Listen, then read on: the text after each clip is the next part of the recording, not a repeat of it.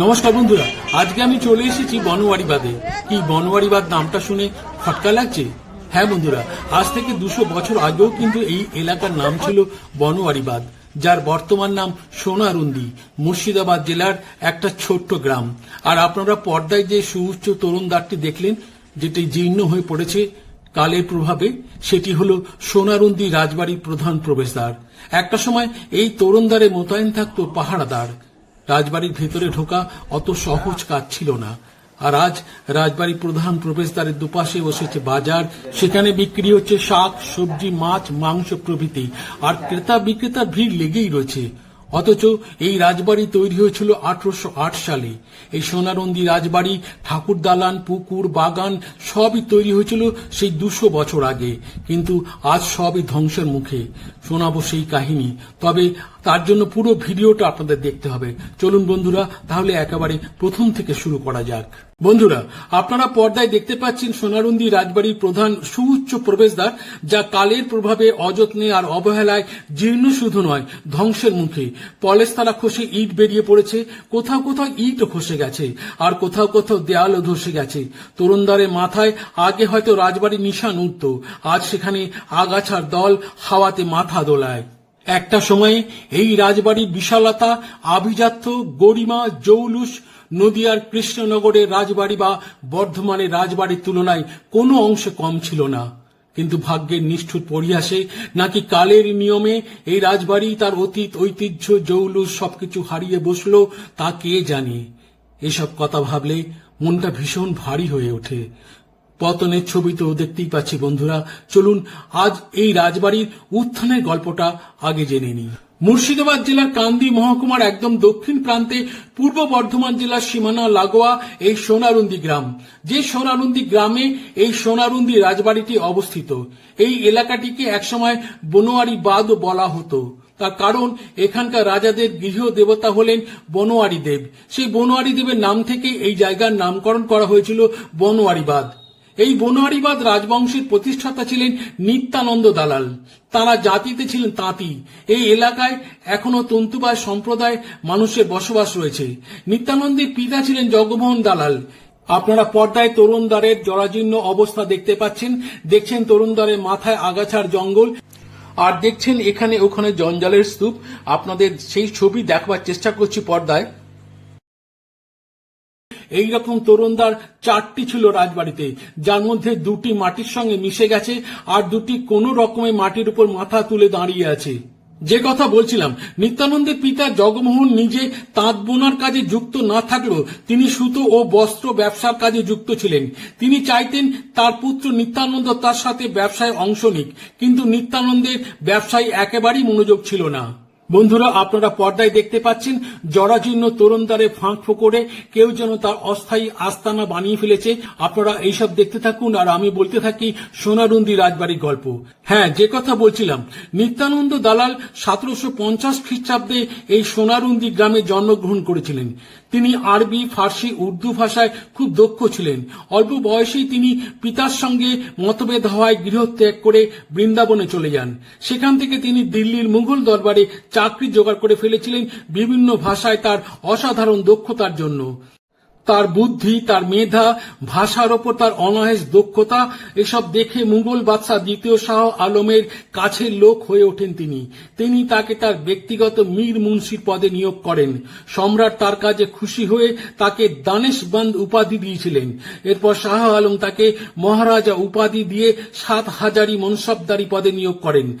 তখন নিত্যানন্দের নাম হয় মহারাজা নিত্যানন্দ দানেশবন্দ আমির উল মুল্ক আজমত উদ্দৌলা সফদর জং। আর তার সাথে উপহার পেয়েছিলেন 5টি কামান, যার মধ্যে 2টি কামান এখনো ঠাকুর দালানের একপাশে পড়ে আছে অবহেলায়, অযত্নে।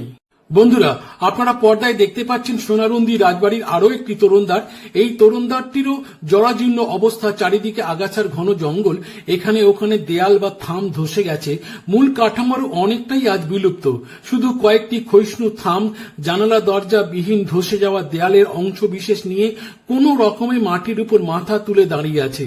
আপনাদের আগেই বলেছি রাজবাড়ির 4টি তরুণদ্বার ছিল, যার 2টির কোনো চিহ্নই আজ আর অবশিষ্ট নেই। শুধু যে তরুণদ্বার 2টি আপনাদের দেখালাম, এই তরুণদ্বার 2টি অবশিষ্ট আছে।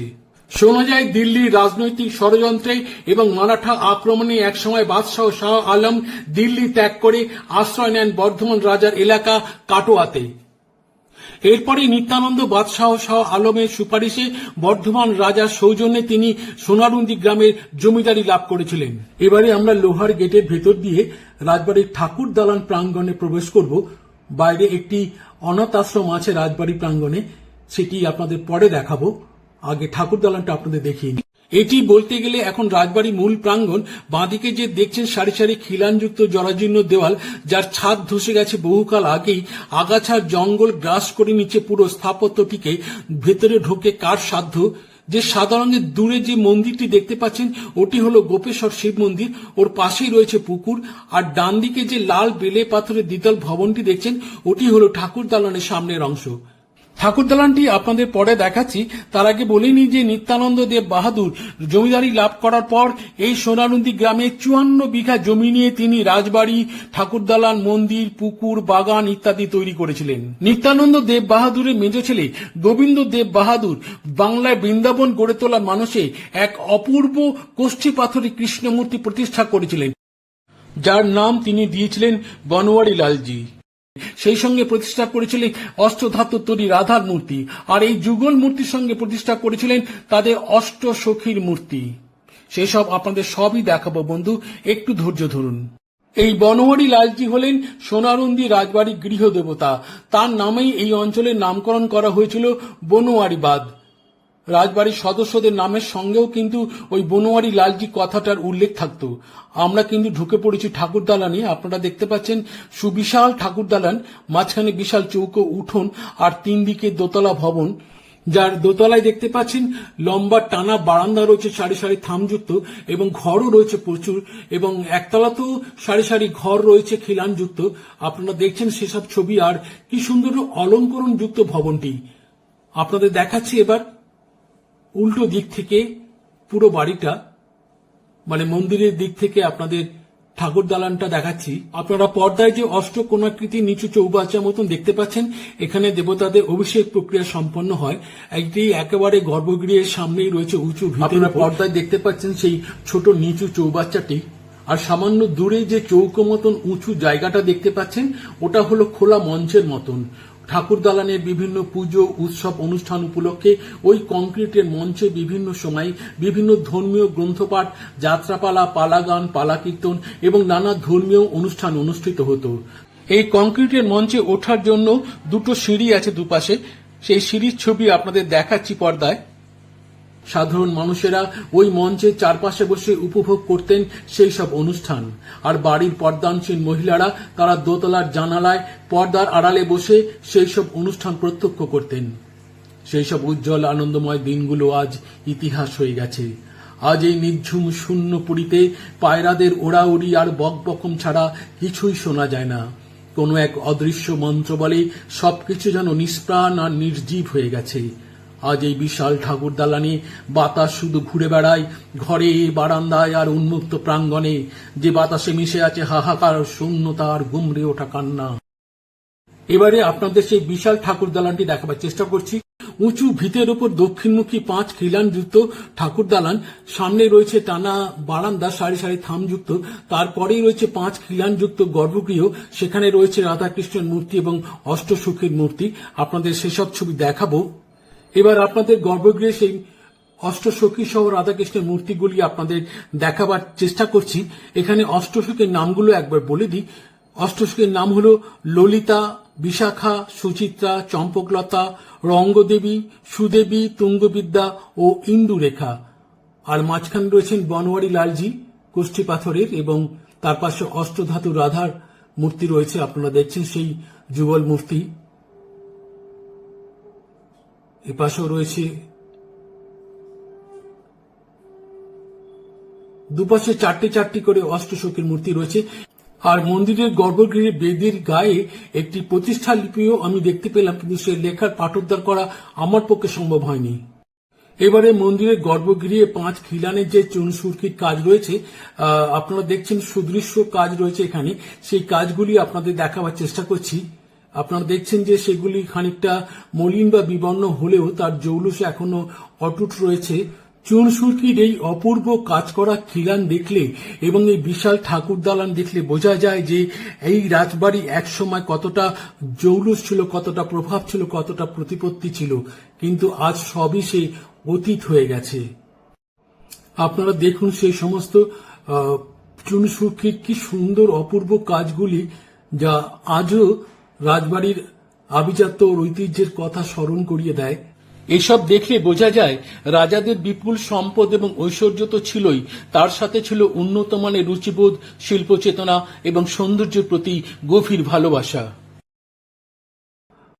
এবার আপনাদের গর্ভগৃহের সামনে টানা বারান্দাটি দেখাবার চেষ্টা করছি। আপনারা দেখছেন সারি সারি থামযুক্ত টানা অলিন্দ বা বারান্দা।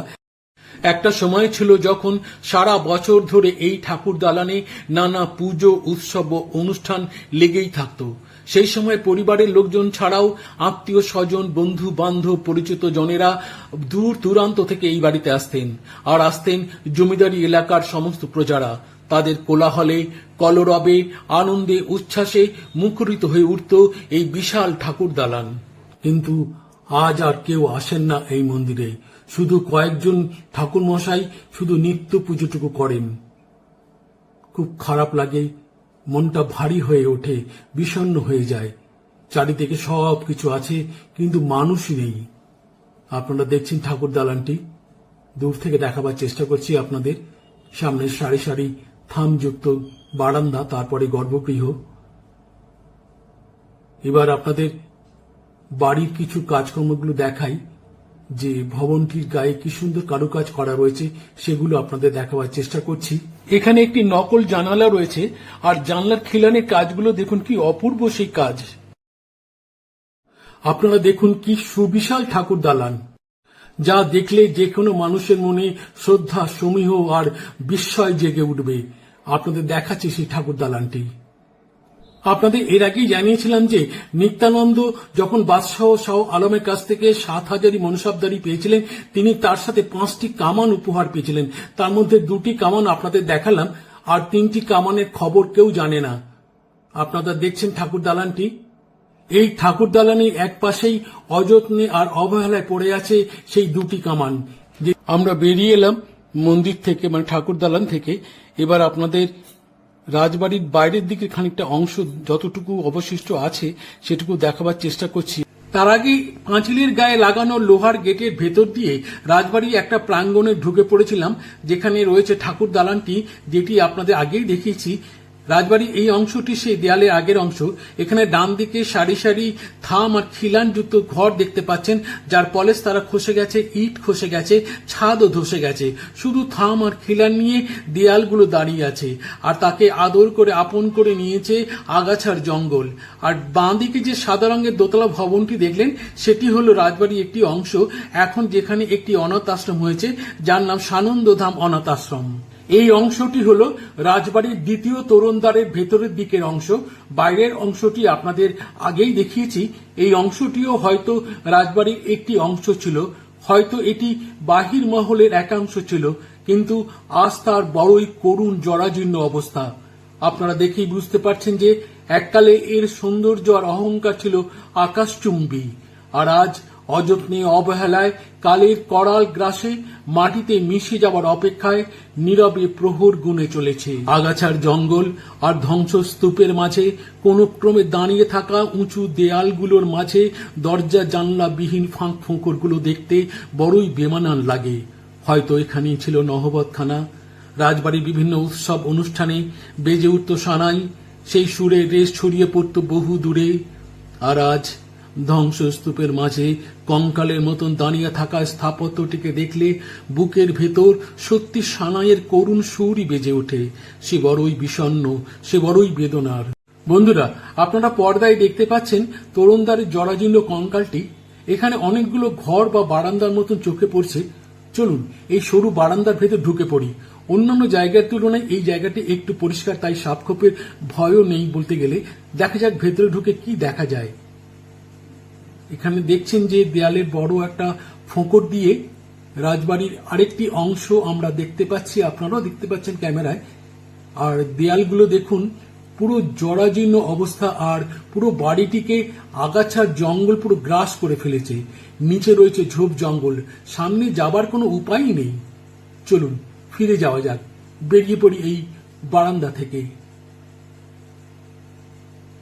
এবারে তরুণদ্বারটি আপনাদের সম্পূর্ণ দেখাবার চেষ্টা করছি। আপনারা দেখছেন তরুণদ্বারটি, কত উঁচু তরুণদ্বারটি। একসময় যে যথেষ্ট সুদৃশ্য ছিল তা বেশ বোঝা যায়। যে সুদৃশ্য সুউচ্চ তরুণদ্বারটি রাজবাড়ির শোভা বৃদ্ধি করত, কালের নিয়মে আজ তার কি অবস্থা। অযত্নে আর অবহেলায় জীর্ণ তো হয়েইছে, আগাছার জঙ্গল তাকে ঘিরে ধরেছে চারিদিক থেকে। ধ্বংসের ছবি চতুর্দিকে, ধ্বংসের ছবি দেখতে দেখতে চোখ বড় ক্লান্ত হয়ে পড়েছে। চলুন এবার গোপেশ্বর শিব মন্দির আর পুকুরটিকে দেখাই। এটি হলো ঠাকুর দালানের সামনের প্রাঙ্গণটি, যেটি বেশ বড়সড় প্রাঙ্গণ। আপনারা দেখতে পাচ্ছেন দূরে সাদা রঙের গোপেশ্বর শিব মন্দির দেখতে পেলেন, আর এখানে কোন একটা স্থাপত্যের অংশ বিশেষ দেখতে পাচ্ছি মন্দিরের গায়ে। এবার মন্দিরটি আপনাদের দেখাবার চেষ্টা করছি। এই মন্দিরটি হলো গোপেশ্বর শিব মন্দির, ভেতরে গোপেশ্বর শিবলিঙ্গ রয়েছে। এই মন্দিরের পেছনেই রয়েছে রাজবাড়ির নিজস্ব একটা বড়সড় পুকুর, যেখানে বড় বড় আকারে রুই, কাতলা, মৃগেল প্রভৃতি মাছ নিশ্চিন্তে সাঁতার কাটে ঘুরে বেড়ায়। এখানে কেউ মাছ ধরে না, তার কারণ এখানকার মাছ ধরা নাকি নিষেধ আছে। সেই নিষেধ অমান্য করে গ্রামের কোনো এক ব্যক্তি পুকুর থেকে মাছ ধরায় তার মুখে রক্ত উঠে মৃত্যু হয়েছিল। এও শোনা যায় যে রাজবাড়ির তরফ থেকে এই পুকুরের মাছেদের নাকে নাকি সোনার নথ পরিয়ে রাখা হতো। তবে সেসব এখন অতীত হয়ে গেছে, সেই রাজাও নেই, সেই রাজত্বও নেই। এখন পুকুরের চারিদিকে আগাছার জঙ্গল, যা সংস্কার হয় না বহুদিন। আর একটা কথা, এই পুকুরের মাছেদের মৃত্যু হলে কিন্তু মাছটিকে পুকুর থেকে তুলে পাশেই তাকে কবর দেওয়া হয়। এই প্রথা চলে আসছে সেই রাজাদের আমল থেকে। এই পুকুরের মাছেদের আরেকটি বৈশিষ্ট্য হলো যে এই পুকুরের শান বাঁধানো ঘাটের কাছে বসে কেউ যদি মুড়ি বা বিস্কুট দেয়, তাহলে মাছগুলি সেই শান বাঁধানো ঘাটের কাছে এসে মুড়ি আর বিস্কুট খেয়ে যায়। আমরাও মাছেদের বিস্কুট খেতে দিয়েছিলাম, আপনাদের দেখাচ্ছি সেই ছবি। বন্ধুরা, আজকের ভিডিও কেমন লাগলো আপনাদের? যদি ভালো লেগে থাকে তাহলে প্লিজ লাইক, কমেন্ট ও শেয়ার করবেন, এবং আমার চ্যানেলটিকে সাবস্ক্রাইব করে আমার পাশে থাকবেন, এবং এই রকম নানান আকর্ষণীয় ভিডিও উপহার দিতে আমাকে উৎসাহিত করবেন। সবাই খুব ভালো থাকবেন, সুস্থ থাকবেন এবং আনন্দে থাকবেন। আজকের ভিডিও এখানেই শেষ করছি।